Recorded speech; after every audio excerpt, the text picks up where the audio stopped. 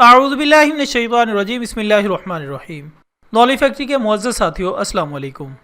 ناظرین اکرام، روئے زمین کے باسیوں کی تاریخ انسانی فطرت میں ایک خاص قسم کا جوش و ولولہ رکھتی ہے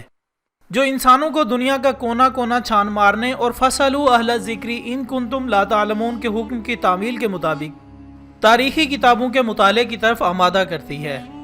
جبکہ ہزاروں تحقیقات اور سینکڑوں تاریخ دانوں کی رائے کے مطابق دنیا کی تمام قوموں اور مذہبوں میں صرف مسلمان ہی ایک ایسی قوم ہے جو اپنی مستند اور مکمل تاریخ رکھتی ہے۔ دوستو، اسلامی تاریخ کی عظمت و ہیبت کا اندازہ اس بات سے بھی لگایا جا سکتا ہے کہ مسلمانوں کی تاریخ کو اصول و درایت پر پرکھنے کے بعد اس میں کوئی کھوٹ اور کوئی سقم نظر نہیں آتا۔ لہٰذا اسلامی تاریخ کے وہ واقعات جو مستند کتابوں میں تسلسل کے ساتھ ملتے ہیں، ان میں سے کسی ایک کو بھی من گھڑت تصور کرنا یا جھوٹا کہہ کر اس سے جان چھڑوانا یقیناً قابل مذمت عمل ہے۔ ایسا ہی ایک دلسوز واقعہ جو خلافت راشدہ کے بعد وقوع پذیر ہوا، جس میں حکومت و سلطنت اس کے مستحق اور قابل افراد کا حصہ ہونے کے بجائے مخصوص خاندان کا حق سمجھی جانے لگی، تو پھر دنیا نے دیکھا کہ ایسے ظالم تختہ نشینوں سے سلطنت پاک کرنے کے لیے جو بڑی بڑی اذیتیں جھیلنی پڑی، وہ تاریخ اسلام کا ایک سیاہ ترین باب ہے۔ دوستو، ہمارا آج کا موضوع ہے واقعہ کربلا، جو حق و باطل کی ایک جنگ ہونے کے ساتھ ساتھ ظلم و استبداد کے کربناک واقعات کی روداد پر مشتمل ہے۔ خواتین و حضرات، یہ اس وقت کی بات ہے جب نبی آخر الزمان سرور عالم صلی اللہ علیہ وآلہ وسلم کو دار فنا سے رحلت فرمائے ہوئے ابھی 50 برس ہی گزرے تھے کہ سن 61 ہجری میں عراق کے شہر کوفہ سے کچھ فاصلے پر کربلا کے مقام پر لشکر یزید نے نواسہ رسول سیدنا امام حسین رضی اللہ تعالیٰ عنہ کو مسافرت کی حالت میں شہید کر دیا۔ دوستو، یاد رہے کہ تاریخ اسلام میں یہ حضرت عثمان غنی رضی اللہ تعالیٰ عنہ کے بعد دوسری مظلومانہ شہادت تھی جس سے بڑے بڑے فتنوں کے باب کھلے، اور ان فتنوں میں سر فہرست وہ چند متعصب خارجی و ناسبی گروہ تھے جنہوں نے اپنے قلم سے واقعہ کربلا کو نہ صرف اپنے طور پر مسخ کر کے پیش کرنے کی جسارت کی، بلکہ حضرت امام حسین رضی اللہ تعالیٰ عنہ اور تمام اہل بیت پر خلاف واقعہ باتوں کے بہتان بھی لگائے، پھر ان کے بارے میں قابل مذمت انداز بھی اختیار کیا، جس سے ان کا مقصد جہاں اہل بیت سے اہل علم کی محبت ختم کرنا تھا، وہاں یقیناً امت میں فتنہ و فساد برپا کرنا بھی ان کے مقاصد میں شامل تھا۔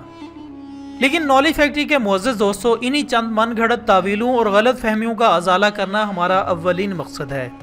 جن کو مد نظر رکھتے ہوئے ہم کربلا کی تاریخ کا آغاز کریں گے۔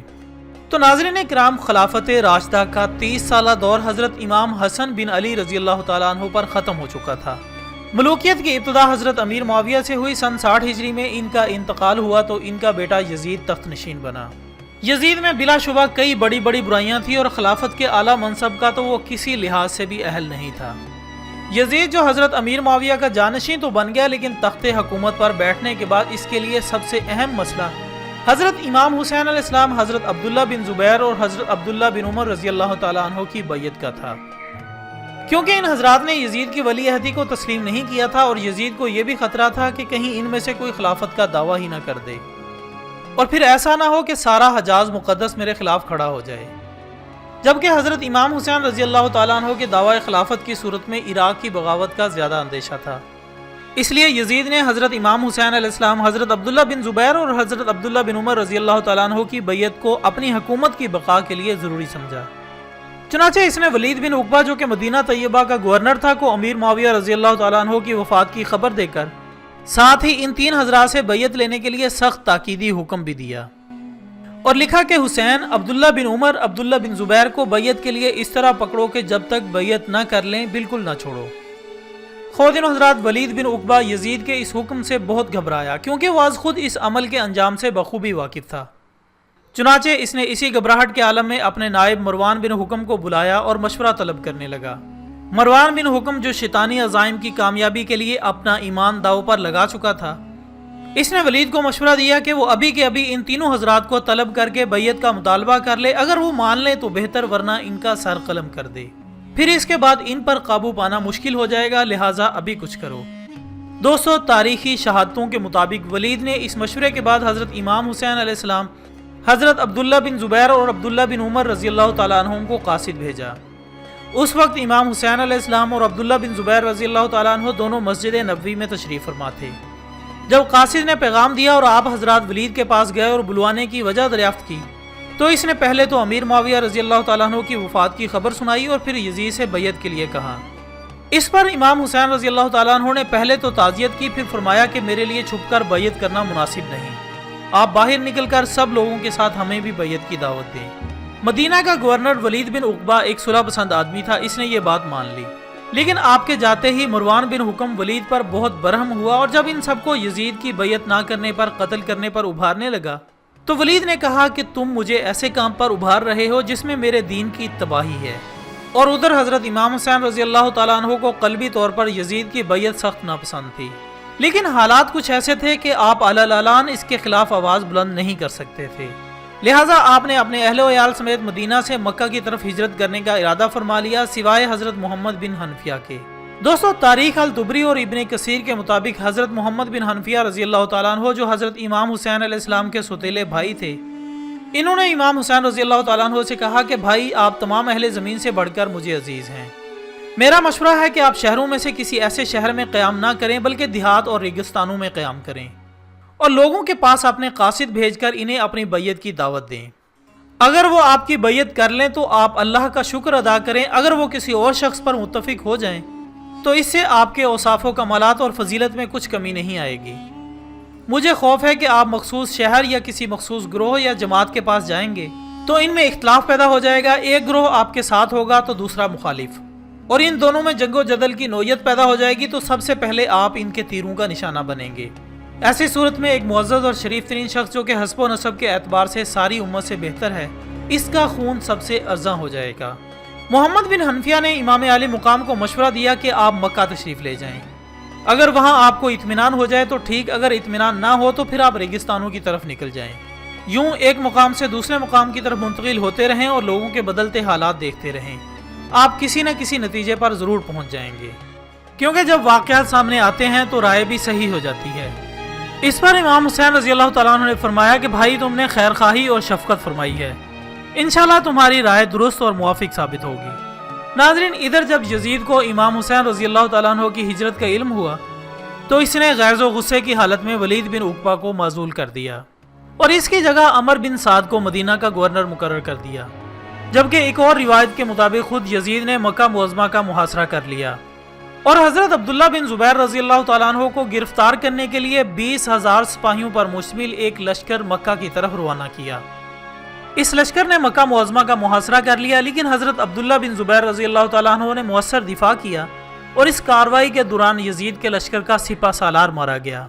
اور اس طرح حضرت عبداللہ بن زبیر رضی اللہ تعالیٰ عنہ کو فتح ہوئی۔ لیکن حضرت امام حسین رضی اللہ تعالیٰ عنہ اس مارکے میں حرمت کعبہ کے پیش نظر شریک نہ ہوئے اور الگ تھلگ رہے، کیونکہ جب آپ مکہ پہنچے اور وہاں کے لوگوں کو امام حسین رضی اللہ تعالیٰ عنہ کی تشریف آوری کی خبر ہوئی تو بڑی تعداد میں لوگ آپ رضی اللہ تعالیٰ عنہ کی خدمت میں حاضر ہونے لگے اور زیارت کا شرف حاصل کرنے لگے، لہٰذا نہ تو اس دوران آپ نے یزید کے خلاف کسی سے بیعت لی اور نہ ہی اپنی موافقت میں کوئی لشکری طاقت فراہم کی۔ ادھر کوفہ حضرت علی رضی اللہ تعالیٰ عنہ کے شیعوں اور محبوں کا مرکز تھا، کیونکہ آپ کرم اللہ وجہ الکریم نے اپنے عہد خلافت میں دارالخلافہ مدینہ منورہ کی تعظیم کی خاطر کوفہ میں منتقل کر دیا تھا، جس کی بنا پر آپ کے سب محبوب وہیں جا کر آباد ہو گئے تھے، لہٰذا تمام شیعان علی امام حسین رضی اللہ تعالیٰ عنہ کی کوفہ تشریف آوری کے خواہاں تھے۔ اب جب انہیں یہ تمام معاملات معلوم ہوئے اور حضرت امیر معاویہ رضی اللہ تعالیٰ عنہ کی وفات کی خبر سنی تو سب عجیب کشمکش میں مبتلا ہو گئے، لہٰذا کوفہ کے تمام لوگ سلیمان بن سرد خزامی کے گھر جمع ہو گئے اور حضرت امام حسین رضی اللہ تعالیٰ عنہ کو ان کا ساتھ دینے اور دھوکہ نہ دینے کا عہد کر کے خط لکھنے شروع کر دیے، جس میں حضرت امام حسین رضی اللہ تعالیٰ عنہ کی کوفہ تشریف آوری اور مسند خلافت قبول کرنے کی دعوت دینے لگے اور خط پر خط بھیجے جانے لگے۔ امام علی مقام نے جب اہل کوفہ کے خطوط اور وفود سے ان کے جذبات و محبت کو دیکھا تو فیصلہ کیا کہ پہلے اپنے چچا زاد بھائی مسلم بن عقیل کو تحقیق حال کے لیے بھیجنا چاہیے، لہٰذا انہیں حالات و معاملات کا جائزہ لینے کے لیے کوفہ کی طرف روانہ کر دیا گیا۔ ناظرین محترم، یہاں کئی حضرات بہت سے اعتراض اٹھاتے نظر آتے ہیں، جن کا مدلل جواب دیتے ہوئے صدر الفاضل حضرت مولانا سید محمد نعیم الدین فرماتے ہیں کہ اگرچہ امام کی شہادت کی خبر مشہور تھی اور کوفیوں کی بے وفائی کا پہلے بھی تجربہ ہو چکا تھا، مگر جب یزید بادشاہ بن گیا اور اس کی حکومت دین کے لیے خطرہ بن گئی تو ان حالات میں امام حسین رضی اللہ تعالیٰ عنہ کے لیے لازم تھا کہ ان کے خطوط کا مثبت جواب دیں۔